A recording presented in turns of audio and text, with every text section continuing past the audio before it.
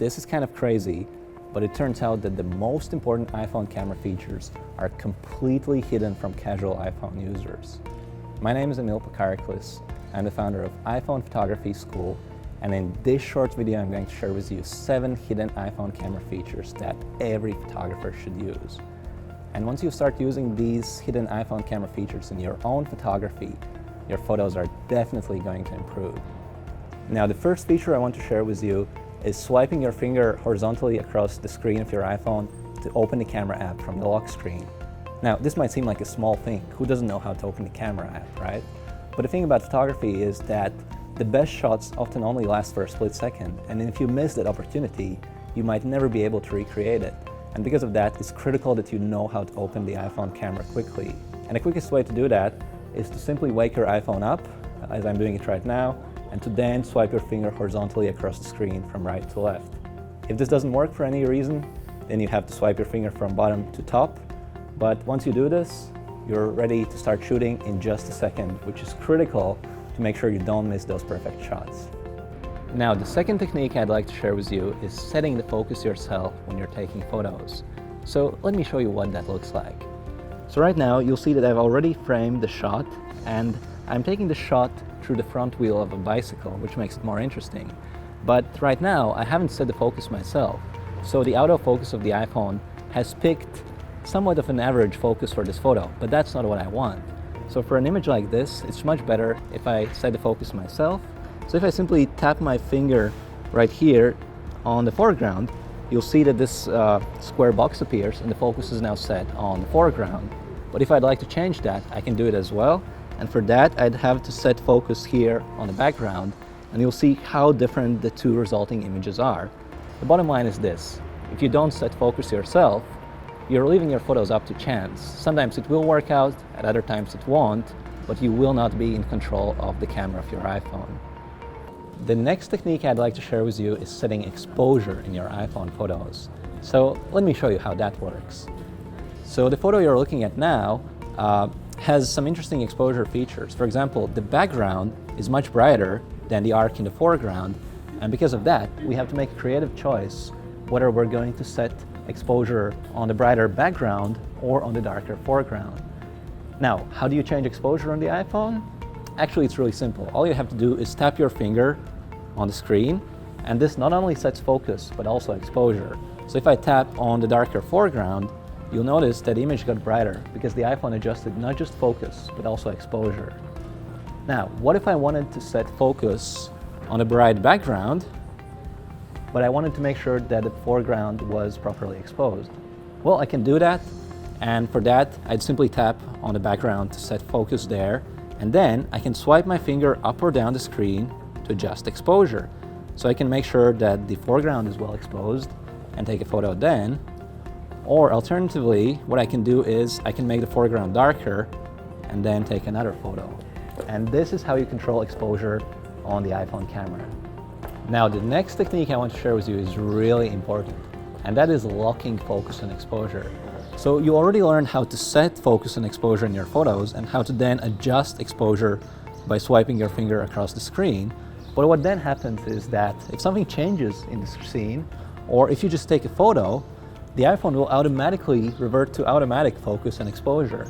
And if you're someone like me who puts a lot of thought in focus and exposure, and then you take a photo and it immediately resets back to the default, it's just no good. And that's why you want to lock focus and exposure.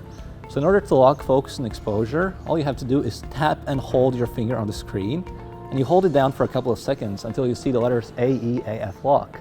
And now focus is locked. And I can then go ahead and adjust exposure, and now, no matter what happens in the scene, both focus and exposure will remain unchanged.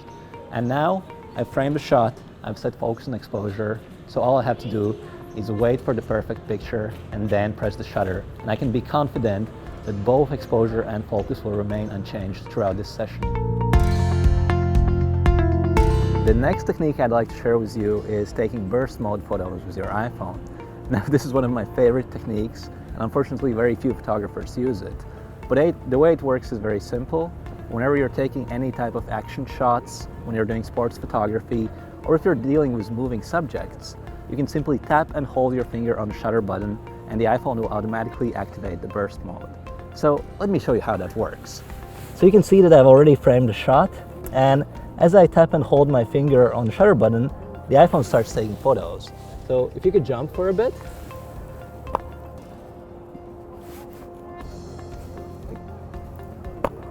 You'll see that the iPhone was continuously taking photos during all of this time, and this way I can be sure that I'll be able to capture the exact right moment, and I can quickly discard all the other photos and keep the photos I'm really happy about.